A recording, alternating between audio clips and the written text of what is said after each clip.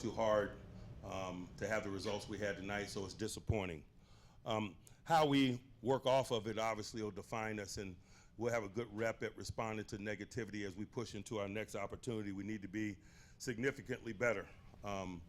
Taking nothing away from the Houston Texans, it's not about what they did. It was about the things that we didn't do or the wounds we inflicted to ourselves. You are looking live at St. Vincent College in Latrobe, Pennsylvania, and Pittsburgh Steelers Training Camp 2024. This is Sunday, August the 11th. The Steelers are scheduled to be on these practice fields today, tomorrow, and Wednesday, and then that is it for the St. Vincent experience in 2024. Good afternoon, everyone, and welcome to Training Camp Live, presented by FedEx. I'm Mike Pursuta, joined by Max Starks. And Max, we have a great deal to unpack. Let's start where Mike Tomlin left off in the wake of Texans 20, Steelers 12. He called it JV and used a bunch of other discouraging words. But the JV stuff aside, I saw some stuff that I liked. I'm curious what your hot takes are coming out of that game. Well, I think one of the first things, Mike, was it wasn't as bad as I thought. When I went and watched the film, I saw a lot more good than I did bad. Now, granted, the bad was bad. You can't have some of the penalties that they had, 6 for 59 yards. You can't have, especially when there are things that can be corrected. You think about running out of bounds as a gunner without being touched. That penalty right there after a big punt return hurts you. A block in the back on the kickoff. Can't have that. A false start by the quarterback. Can't have those as well. Didn't run a lap, by the way. Did not run a lap in the game. I'm very surprised. I'd love to know what is broken down. It's massive. Apparently, game time situations, he makes exceptions. I guess that's what we are. But I mean, some of the effort things. Like I look at the PI that Joey Porter Jr. Got to turn your head around. Like that's something that is non-negotiable. If you are one-on-one with a top receiver, you've got to at least put your head back at some point to establish that you look for the ball. When I look at that, those are some of the things. Grab the guy in the breastplate. Well, I mean, that's, listen, once again, there's clutching and there's grabbing. There's two different definitions that I can break down later. But, but those are the things where it's like effort things are more forgivable. But I think when it comes down to the things that are not effort and more technique-based or procedural, those are the things that make you look very JV. Now, granted, Houston had a game under their belt. So they got a lot of this stuff out of the way in the Hall of Fame game. The Steelers are now going through this. What do you learn from this past game going to the next one? Muff punts, can't have those. Can't have those. Quez Watkins, you got to get down on. It never felt like Quez was comfortable in that punt return situation because he was never in line. You know how most guys catch. They're guiding the ball. They know how to step, and they gather. It seemed like Quez was just kind of running around and catching it at the last second, so he never felt really comfortable back there. So hopefully they clean a lot of those special teams things up. Offensively, nerves in the first half. Second half, it felt like they settled down.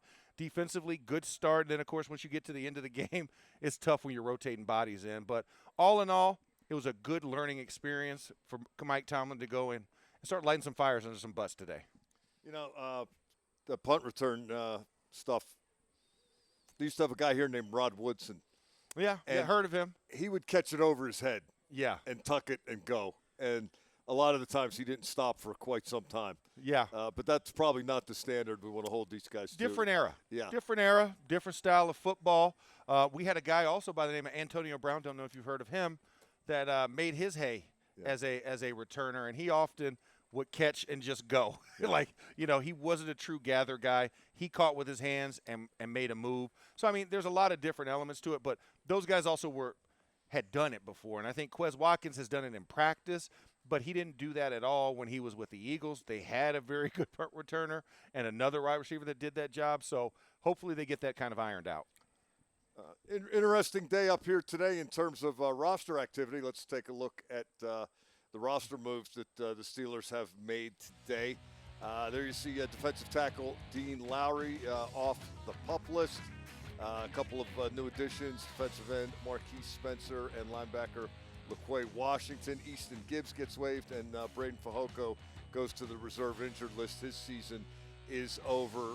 Max Lowry, probably the most recognizable name on that list, and one of the guys that maybe didn't generate headlines in free agency, but there is an impactful role for him envisioned here, isn't there? No, there is, and especially when you think of the 3-4 style that we play, like being that defense. I know it says DT or D tackle, but that's essentially a 3-4 defensive end.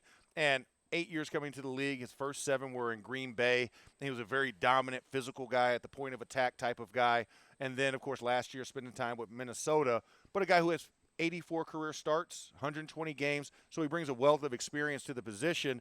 And I think also when you're thinking about the rotation for Carl Dunbar, getting another big, able body to go in there and actually stuff some runs and establish a point, I think is always a welcomed addition.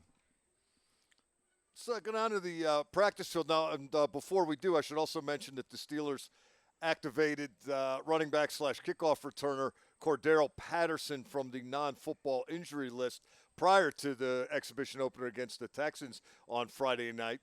Patterson was in uniform for the Texans game. He was even playing catch with some of the fans in the first couple rows in the south end at Acrisure Stadium. There we get a look at him in that number 84 jersey. Now let's throw it down to our colleague Missy Matthews and see if she can make sense of all the comings and goings down there. How's it going, Missy? Hey guys, great. It's the last Sunday here at St. Vincent College. You mentioned Cordero Patterson wearing 84. He's behind me going through walkthrough with the offense, and Dean Lowry, he's 94. He is over there with the defense, but 2 guys that were injured in the game on Friday in Pittsburgh, Troy Fatano, I don't see him out here on the practice field. And also we had Keanu Benton, have not seen him just yet. So maybe they'll come down in a little bit, maybe because they don't have pads on today. They don't want them out here right now, but something to keep an eye on. I did see, though, and we could probably add this guy to the injury list, somebody wearing a Josh Allen Bills jersey. The fans in front of me, I should say, not too happy that he was here. Yeah. Keep us active on that one, Missy, because I'm sure some injuries will ensue. That hill is pretty steep, and, some people tend to lose their balance. I'm just saying. Yeah, there you go. There's a hill. You might trip. People have stuff down. Yeah, accident. There is a fence, though, to stop him so he doesn't make it onto the field. That's a good thing, I guess. There you go. Yeah, I think his problem's going to be the people on the same side of the fence as him. Yeah, that's going to be a big issue. Josh I wish he Allen was on the jersey. other side. Missy, you heard Mike Tomlin coming into the show today and after the game Friday night using the descriptive phrase JV football. Was not happy with a lot of the things. What were you sensing or seeing down on the sideline at Acrisure Friday night? Yeah, I mean, literally everything Coach Tomlin did not want to see, we saw. Kicking yourselves in the butt, that's something you can control. All the different penalties, the botch snaps, those are things that they did not want to see. They weren't game planning. So those were the things that should carry from the practice field into the stadium. And Max knows, as I was getting ready to interview Coach Tomlin at halftime, I was like, well, this is going to be a very short one because there's not anything great to talk about at that point. Obviously, he kept Kyle Allen in there, so they were able to sustain some drives, get into the end zone.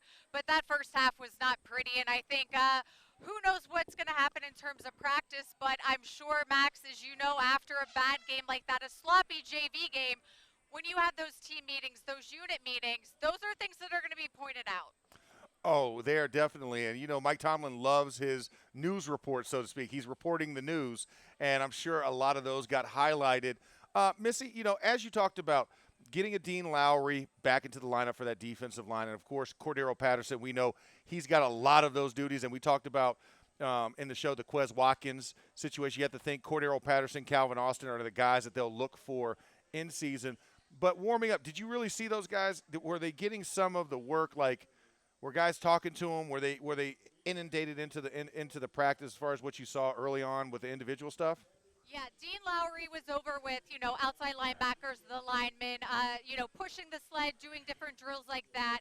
In terms of Cordero Patterson, I felt like when they were going through the walkthrough, he was more or less watching.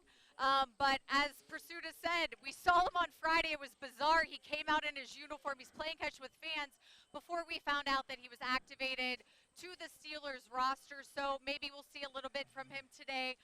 Anxious to see, where he's working out, what group he's following along with. He's obviously familiar with Arthur Smith's offense, so maybe he'll bebop around. Missy, last thing I have for you.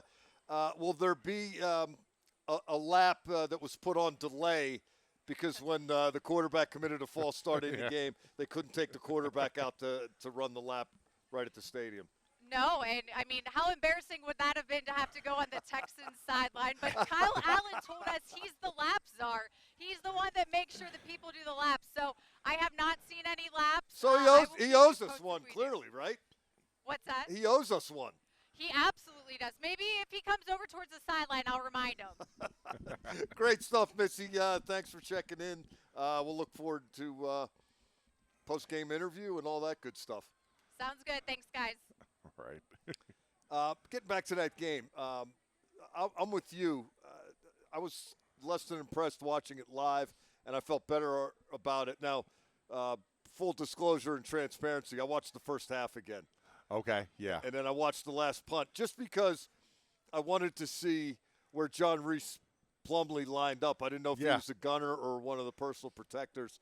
He got half a tackle on the last punt, and the sideline went crazy. Guys were running up to him on the field as he was unpiling from the returner, and then when he got to the sideline, a whole bunch of other people came over and were hugging him, slapping his helmet, slapping his shoulder pads. This guy's out here. We see him trying to return punts, trying to return kickoffs. He's a quarterback on the roster, but he is doing anything and everything he can think of, and I am entertained. Yes. I love it. Yeah. No, it was funny because during the broadcast on the TV copy, Bob was like, I'm not even going to attempt his name, J.R. Plumlee. We're like, what, is he a novelist? I'm like, hey, how do you give him that name? But you're right. He's an intriguing guy because I had him at Ole Miss when I would cover his games, and then, of course, UCF.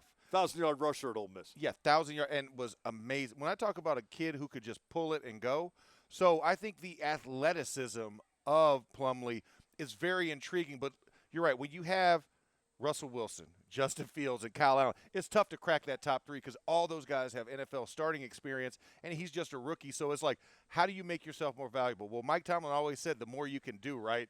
Well, I think John Rice Plumlee is doing exactly that. He's trying to return, but I was waiting to see him on field goal block, like coming off the edge. I think that's the last thing that he needs to prove to us. I got a real kick out of him making that tackle the other night. Yeah. And a lot of people. He's a very likable guy. Yeah. And he's a very easy guy to root for. No, he is, and he's a good kid. I mean, that's one of the things, after watching him as much. So you kind of see guys grow up through college, and then now to see him here at the pro level. I mean, he's a guy. Wait a second. No fumbles with the tennis ball. I think he lost a mouthpiece. Oh, that was a tennis ball. He had to hold 2 tennis balls and still catch and throw off from it. But I mean, I like just the good-hearted nature that he brings. Right? No job is too small. Nothing's too big for him. And it's just, hey, I just want to get in where I fit in. So making a tackle is always awesome when you see a quarterback that's willing to get a little dirty with you. Maybe the most JV aspect of that loss to the Texans Friday night, 2 messed up center quarterback exchanges with the first teamers in there. Mike Tomlin not happy about that at all. Did you get any kind of look at it from where you were or your subsequent film study? To what do we attribute that mistake happening repeatedly? So I will say this: the best way to kind of account for it is multiple things went wrong there. And when I say that, I mean you have factors. People would love to just pin it on Nate Herbig and say it's Nate Herbig's fault. And they would also, Justin Fields in his post-game interview did talk about that the first one was on him. But I think it's also a mechanism of, you have to realize, Justin Fields has not gone under center primarily in his entire career, college to pro at all up to this point. I didn't realize that. Yeah, and now he's being asked to do things in a live environment under center. That can get you a little wide-eyed. And I think for him, he's used to having that 5-yard cushion of a shotgun every time, but it's a different thing to be under center and know the action is right there. A defensive tackle, if he wanted to, could put his hand out and tap him on the head, even though that'd be illegal. But that's the distance you're talking about. So it does get a little bit more nerve-wracking, especially when you're trying to work on your footwork, try something new because his mechanics were not the greatest before, and now you're doing it out of an under-center situation. So I think him and Nate Herbig just have to work on that because game speed is different than practice speed. You get used to a rhythm in game speed. And so I think they just have to work a little bit to make sure that they don't have that issue anymore. Now, it'll be interesting if we do get a Russell Wilson, working there. How does that look with Nate Herbig and Russell Wilson under center? But it's still no excuses. You got to get the job done. Yeah, and it's one of the things that they do every day out here, right around this time, if not a little bit, maybe a few minutes ago. Early, they all take snaps. They rotate through the centers. Yeah. All the quarterbacks get all snaps with all the guys because normally Spencer Anderson and Mason McCormick usually alternate those duties for three of the quarterbacks, and just to get a feel for it. So it's interesting that it happened, but these are the things you got to clean up from game 1 to game 2. At least it happened in game 1. It didn't happen in game 2. I could say that, but if it does happen in game 2, I mean, you can expect probably some bigger decisions to be made. And unfortunately, it happened on drives that were starting to look promising. Well, I guess it wouldn't be any more unfortunate if you're backed up on your 10-yard line. But, or you get sacked. Yeah. They did a lot of good stuff except on possession downs. And the first half in particular, 0 for 5 on third down, 0 for 1 on fourth down. But other than that, I thought Justin Fields played well. Yeah, 6 of 7. I mean, looked passing game looked good. Executed a couple of different throws. The one third down, he checked it down to Freiermuth. Yeah. And, I'm all for throwing the ball to Pat Freiermuth, but it was third and long. Yeah. And he was not very far away from the line of scrimmage. I didn't give that play a big chance of moving the chains. No. Do you think that's just kind of, okay, that's the read? And he's used to being out here and reading and reacting and maybe not in game mode where it's like, oh, wait, we have to make a play here. Well, and also they didn't game plan for the Houston Texans. That's the other thing. So you're just going out and just trying to execute plays and saying, hey, did we get the snap? Did I get a read? And did we get the completion? So some of that stuff, just like the Van Jefferson play, right? The one third down on the second down on the sidelines that would have moved the chains, a challengeable situation that I thought looked good enough to challenge. But I think Mike Tomlin wanted to see them work in third medium situations just to get it on tape. So a lot of the preseason gets well, there wasn't a situational. bobble there, was there? I didn't see a bobble on the replay. The foot got down. Yeah, because that right foot tapped at the last second. Didn't look like he was going to get it down, but he got it down. Yeah, for some reason. And so I think just in the nature of it, let's just see what it's going to go. Even though there is that new challenge rule, you only have to get one right to get your third one. So yeah, I think in season we'll see a lot more challenges. But I think in the preseason, it's trying to get the guys situations that they can operate out of instead of Coach Tomlin kind of manufacturing them in a pre-prescribed period. The other play that I wanted to talk about with you, I'm curious what you think, and this is another one that my opinion changed after I went back and looked at it.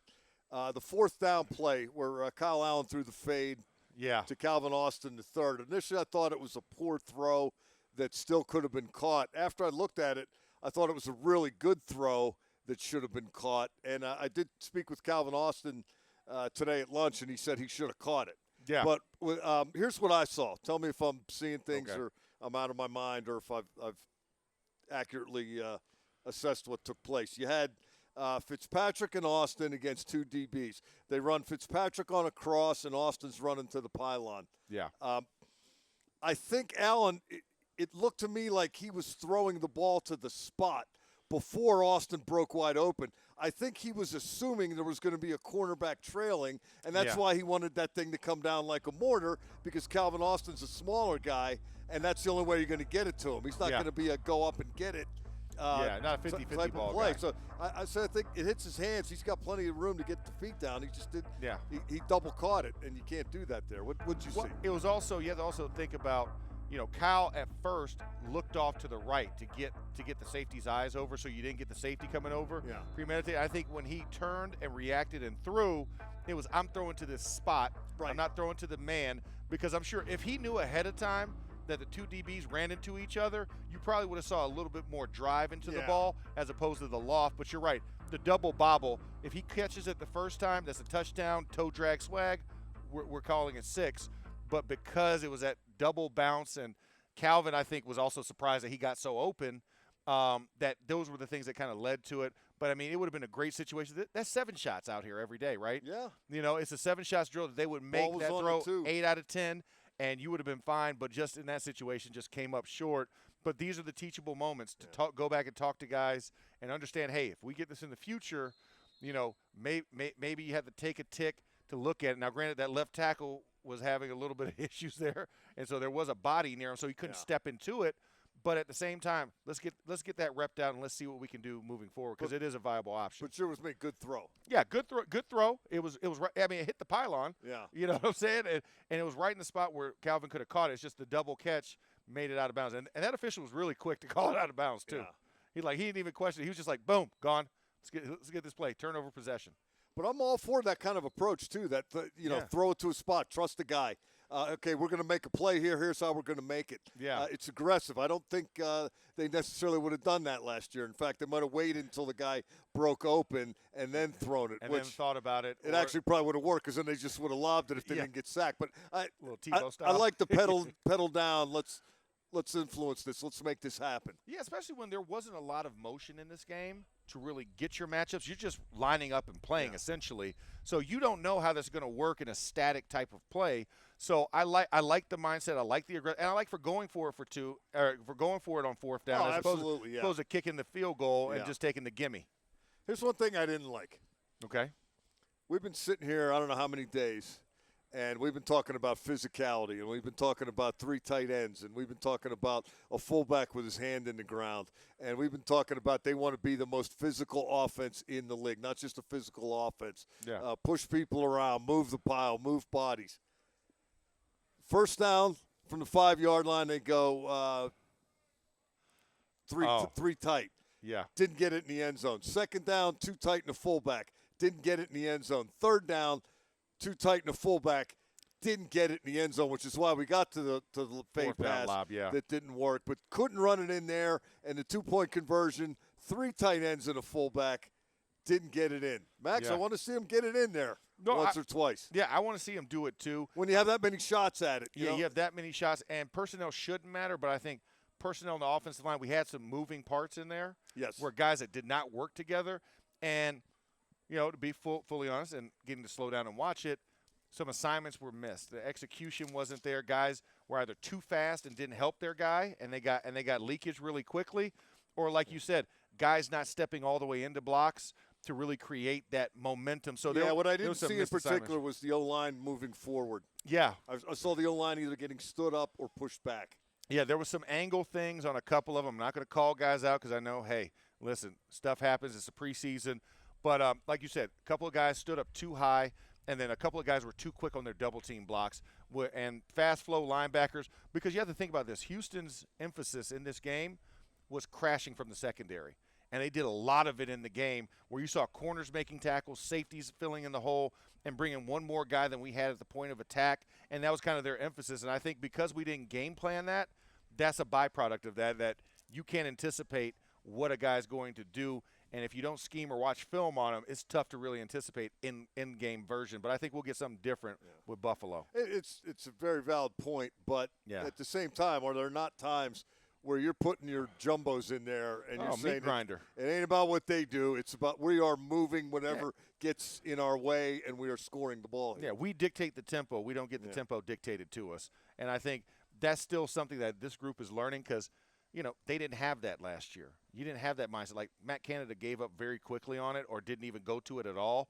And so I think it takes them getting this mindset that Arthur's like, no, I'm putting the ball in your hands to go out there and make me look good. But I thought in the second half when they did it on the short yardage to get Jonathan Ward in the end zone, that's where you saw the push. Yeah. Dylan Cook finishing off over the top. Ryan McCollum had a nice block to seal and really open that hole. So I saw them kind of settle down in the second half where it looked better. But you're right. You want to see it in the first half when you have starters in there, starter-capable guys in there, and you're given the opportunity to make the most of it. I'll tell you what I loved. The touchdown pass to Connor Hayward was out of a 3 tight end set. Yes. The long run by the Georgia kid. Dejon Edwards, that was out of a 3 wide receiver set.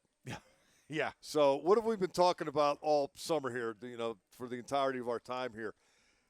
When you get a package out there that you can run or throw out of, yes, you have a huge advantage. You do. And the anonymity that it presents to a defense because you're never in the right personnel grouping, right? Yeah. It's not, 3 tight ends. Of course, they're going to run the ball. Yeah. Well, not necessarily. 3 wide receivers. Absolutely, they're throwing this. Yeah. Not necessarily. Not so fast, my friend, right? A little Lee Corso action. I like that. Yeah, and I think that was what was cool he to threw see. me out of an Indiana practice one time years ago. Oh, my God. Well, I'm sure that team sucked, though. Head coach. They were winless, and the Michigan State team I was covering was winless. Oh. And it was 7 games into the season. So it was bad. So I went in to watch practice, but I had a State hat on, and No, he kicked you They out. let me know that wasn't. He's like, listen, Coach, I don't know if you knew this, but me wearing this hat or not is not going to help you win or lose. He said, "Get out of here." I said, "Not so fast, my friend." And Yeah. that's where he got that. Yeah. No, that's hilarious. No, I love Lee Corso. Like you Me said, too. brought us a lot of joy on Yeah. game days. But, I mean, I think that's where you kind of say that's where the positives are. That's Yeah. where you glean from it. Like, how do we look with bread and butter types? Because that's essentially what they went out there with. Things that we felt confident on this practice field. What can we bring into the stadium? What transfers over in those moments? And like you said, the run by Dejon Edwards and the cut out to the outside. Great stalk blocking by the wide receivers on that. Oh, Man, they did an awesome job of blocking at the point, and that's what you need that was here. one thing I wrote down in my notes. Again, I didn't watch Yeah. the entirety of it, but Yeah. 21, 17, 13, and 11 all showed up to me Yeah, blocking with purpose yeah, at various points of that game. they did, and Van Jefferson had some nice blocks on the outside too, where he was staying with his man. Jeray Jenkins, I didn't know how big Jeray Jenkins was. I mean, he's 205, but he's a wide-framed guy. When I was watching him blocking on the edge and the screen game, I saw the intent to want to run the screen, and wide receivers out there blocking and getting all three linemen out as well. I thought that was a really good thing. So really happy with that. So And, you see that out here when they're Yeah. doing it. Even when they get down to the second and third group, the first group's paying attention, and they're calling out the good blocks by the receivers and Yes. letting them know that they are being noticed and appreciated doing Yeah. that dirty work. Well, and 14 got in the mix. Now, granted, I would rather see 14 running down the field making crazy acrobatic catches, but on some of the run plays early in that game, you saw 14 out on the edge trying to position block and get himself in a position to help his teammates out. I've seen it out here too. He does the same thing, and I thought it carried over very nicely. I You mean, talk about maturity. one of the early practices, I saw him block Highsmith in a Yeah. team run period on a Fields keeper. Now, he didn't pancake him, but I mean, it's a I don't need him to. It's I a don't wide need him to. receiver on a really good linebacker. He got in the way, and Stay in front of. yeah, Just like when a quarterback comes out on the option, it's like a reverse. He's a lead blocker. I don't need you out there to make the wow splash play. Stay in front of the guy. Play some good basketball. Say mirror dodge. That's all I need. And please don't get hurt. He also was dancing one time after Van Jefferson made a block on the other side of the field. So Yeah. he's there for his teammates. Celebrating with them. I like. No, I love it, and that's one of the things you see that's different, right? When you talk about there's a different vibe here at camp, those are those little things. And I think by guys spending time together and being around each other so much, and you're buying into what the offensive philosophy is of Arthur Smith, you get those type of moments. You get guys congratulating each other for doing the little things. They're not just noticing the big plays, but like you said, Plumlee making a half tackle and the whole team going crazy. Like, that's the type of stuff that really starts to bond and gel a team when you can celebrate those little type of nuances within a scheme or a play on any given time. Yeah, I mean, it's the fourth quarter of the first preseason game, and you just punted, and you're finding a way to go nuts. And it's not contrived. I mean, it's genuine. But I think that's also being one of the few teams that go to training camp and that have a spot destination that's away from the city, away from all the distractions of life. That's how you get those moments where you can bond with guys. Because if you're going to training camp at the South Side every day, you're either going home or you're going to a hotel. You got all these other distractions that take away from team building, and that's what makes this really important to come up here every single year and bond with guys. Stay in the dorms, have a roommate, have to share bathrooms and all that kind of stuff. That brings you closer together because you get to learn the guys a lot more. You're spending every meal together, every meeting. When you come out, you're hanging out like a balcony area and just doing stuff. What'd you think of Frazier? I thought Frazier did really good. Played a long time. And he handled Fatukasi on a couple of situations where I was like, oh, that's a big dude. Mario Edwards Jr. I mean, they had a tough time with Frazier, and he had one move, Mike, and I'm going to try and break this down for everybody to understand as cleanly as possible. But it's called a 4-2 double barrel. That means you have two defensive tackles and sitting off the outside shoulders of each guard. You have two defensive ends outside the tackles, and both of your inside linebackers walk up on either shoulder of the guard. That's a very tough thing. We call it a double barrel. And so you make a decision and pick. The running back plays off the other guy. They ran a pick stunt where they tried to crash Zach from his left shoulder and then loop that linebacker on his right side underneath. Zach got hit, arm was extended, and because he's a wrestler, he literally pulled the guy into the center frame of his body and just stuck him there, and the dude didn't move anymore. I mean, that's the strength that he has, and that was one of the highlight plays that I loved. I was like, that dude did not get picked, and he made the picker, his guy. And I thought that was something that's a more veteran move, more nuanced when you practice it, because they don't do that out here that much. Like, it's a very, like, situationally based type of situation, and he handled it like a vet, and I thought that was a really good sign when I watched Zach Frazier. Yeah, he came in third offensive series, and he was still playing in the fourth quarter. Yeah. So he got a ton of reps. Another guy who was out there forever playing, starting the game while on special teams, and then starting at linebacker and then playing into the fourth quarter, Peyton Wilson. He had a lot to say afterward after his unofficial NFL debut. Yeah, I mean, it's awesome. Mark Robb and E-Rob, they're veterans in the game, and just, the communication, they're out there helping me. They're making sure that I'm on the right stuff. So I got to give credit to them. They're amazing teammates, and I can't thank them enough. First taste of NFL action, how's the speed level for you, adjusting to that? I know it's only preseason right now. It's going to get faster in the regular season, but how is the overall speed? Yeah, I mean, like I've said the whole camp, you're going against the best in the world. So, every single play you have to bring your best, and if not, you will get exposed. At the end of the day, ball is ball to me. No matter who I'm playing, what level we're playing at, I'm just going to go out there and just treat it like football.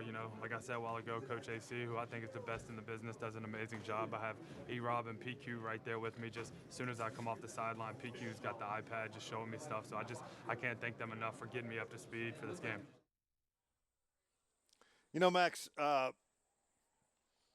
Houston Texans took possession in the second quarter on a drive that started with 6:50 left in the period, and they were advancing the ball down the field.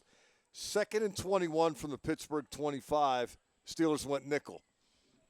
3rd and 15 from the Pittsburgh 19, Steelers went nickel. To my notice, they played no dime in that game, all nickel, even in situations such as those two I just mentioned where in prior years it would be automatic go to the dime. Terrell Austin, the defensive coordinator, spoke with some of us today around lunchtime and said if they want to, he didn't say they're going to, but he said if they want to, they can play more nickel because of that guy, Peyton Wilson, and because of Patrick Queen and all that speed they got at inside linebacker. Yeah, it is. And Patrick Wilson was all over the place. I mean, you talk about the first offensive snap, he made the tackle. He sifted through a double team. The offensive lineman, all he could do was reach his hand out and try and reach for grass because he was engaged with the defensive tackle, and Peyton Wilson sticks the guy in the hole. I mean, he did a lot of that. I saw about 3 of his tackles, of his 4 solo tackles, happened with him sifting through the line and just having great read and redirection to be able to figure out the lane and shoot the gap really quickly. The other thing that he had a lot of coverage responsibilities on the tight ends in that game. They threw at him a lot. They threw at him a lot. Cade Stover was very animated and very vocal with Peyton Wilson after every play, whether it was a catch or a no catch, and Peyton Wilson didn't back down from him as well. He's like, I don't care who you are. Like, you're throwing in my zone, I'm going to get you. And I think the eye discipline is going to come. He had a couple of eye discipline things where he was looking in the backfield versus watching his man on the route. But he was such a great athlete. He could cover and make up for it, made that one tackle when they ran an out route. And he had the curl flat zone, and he should have seen it a little bit sooner and reacted. But his makeup time, the guy made the catch, but it was no yak. I mean, he made the play afterwards. So it's like those little things that you see that are just very instinctual with him that makes him just a great player. And as he gains experience, he's going to be that much more lethal. But I liked what I saw from him. And like you said, he showed his durability by being able to play as long as he did deep into the game. Special teams, Mike Dolan mentioned among the JV elements of what took place out there. And I thought the punter was fine. The new punter was fine. Cam, yeah. In terms of the gunners, I have not seen the slam dunk replacement for Miles Boykin. No. Where is he at right now? I have not seen the slam dunk replacement for James Let me Pierre. check my phone. Can I get to Miles Boykin? You're right. I mean, the gunners, I mean, we talked about Des Fitzpatrick, the one that ran out of bounds willingly on one of the plays, which caused a penalty, because once he entered back into play, that's when it became a penalty. Flag was thrown. You can't have that. You got to be able to beat the vice, and the vice is when you have 2 defensive players kind of trying to put the vice grip on that single gunner on the outside. Not great work. There was not a lot of great speed and haste that went to that position, so you hope that they will either find somebody else or they learn from their mistakes. But you're right. Miles Boykin was such a weapon at that last season that it really negated a lot of the big play opportunities that punt teams could have. And we need to find that guy, just like we need to make sure we solidify whoever our returner is as well. Beanie Bishop was the other starter at gunner. Yeah. And he chatted with him a little bit today. He said it had been a minute since he had been asked to do that. He was kind of beating himself up for missing the tackle on the one punt inside the 10 that the Texans ended up getting a nice return out of. But that's, it's down on the list of stuff that we talk about and things that have changed from last season to this season, but it's not so far down the list that it's insignificant. Well, and especially when you saw everything else go wrong, right, in special teams, it kind of became a bigger microscope than we would have normally paid attention to, because those are usually mundane plays. Because the guy gets down there, the guy waves his hands, and the ball is just hit at the point. You don't see a lot of return opportunities. But also for Beanie, he got a lot of reps because, like you said, he started in a nickel. And when you look at how the Houston Texans play, they play a lot of 11 personnel to get all their wide receivers out there. You wanted to see Tank Dell. You wanted to see Nico Collins. You wanted to see Robert Woods and how they played with C.J. Stroud. So Beanie was in for a lot of plays, and I don't think he did anything bad. They blitzed him a couple of times from the nickel slot, which I thought was really good. The outside linebacker could have taken a dagger route to the inside and gave Beanie a cleaner path. He could have had a sack in one of those situations. But I think it's a good learning curve for him to also understand what his in-game endurance needs to be if he's going to be a gunner on punt, as well as playing significant reps within a team that likes to play a lot of 11 personnel or 3 wide receiver sets. He's going to have to get that in-game shape up. Last but not least, one of the reserve linebackers, Jacoby Windman, undrafted rookie. Yep. Terrell Austin, the defense coordinator, called him a good football player today and said he played well. He played hard. He played with thump. Yeah. And he's doing inside and outside stuff. Yeah, I was about to say, we saw a lot more of him on the inside, I think, because Patrick Queen was down. And there was also a necessity that you were trying to get Kyron Johnson and Jeremiah Moon some more reps on the outside. Particularly in the wake of the the Marcus Golden retirement earlier that day before the game. Yeah. Or Robert Golden, as it was proposed to Mike Tomlin. Yeah, somebody said Robert Golden. I'm like, different position, different era. But, hey. Hey, when you're unforgettable, you're unforgettable. Yeah, right? exactly. And RG was one of a kind, man. I loved his smile. I loved his enthusiasm. But you're right. I mean, so you had to be able to put guys in place. And also you don't want to wear guys out because, like you said, Peyton Wilson played a lot of snaps. So you needed to give him a break at some point. Mark Robinson had a lot of snaps as well. E-Rob was going to be in at the beginning and then take him out after a series, which they did. So you had to create the different rotations. But I like the way that Windman responded, right? And they tried to run the ball, especially to bleed out the clock in the second half. You saw him really take on some blocks. There was a lot of counter movements. But I thought he did a really good job, and just finding a place, figuring out, hey, can I play in this league? And I think he did show that he can play in this league and he can do it at a high level. I'll tell you what else this guy's really good at least at the college level, is edge rusher. And, I don't know how much of that he's going to get a chance to do here, but he can get there, Max, and he arrives with intent. He doesn't just get the guy on the ground. He knocks him down. Well, I think you'll see more of that opportunity because now I'm saying Robert Golden. Jeez, Marcus Golden is now gone. So that was assumed he was going to be the 4th linebacker with Herbig.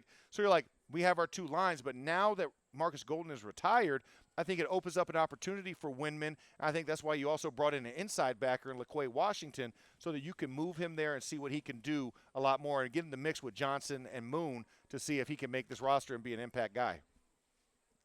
Terrell Austin said the goal for game number 2 against Buffalo, don't make the same mistakes. I think we're going to hear from the offensive coordinator, Arthur Smith, tomorrow. I imagine he'll say the same thing. What do you think? Set the bar at no bad center quarterback exchanges and then go from there? Get the snap. That's all we need. Get the snap, and then everything else will take care of itself. But God forbid you don't get the snap. That's all I got to say. And heads will roll if it happens 2 games in a row. I can promise you that. That's going to do it for us. It's you and Missy on the postgame show, right? Double duty today. Training camp wrap-up. We'll follow practice today. That'll be Max Starks and Missy Matthews, so keep it here for that. Until then, for the aforementioned Max Starks, I'm Mike Pursuta. This has been Training Camp Live, presented by FedEx.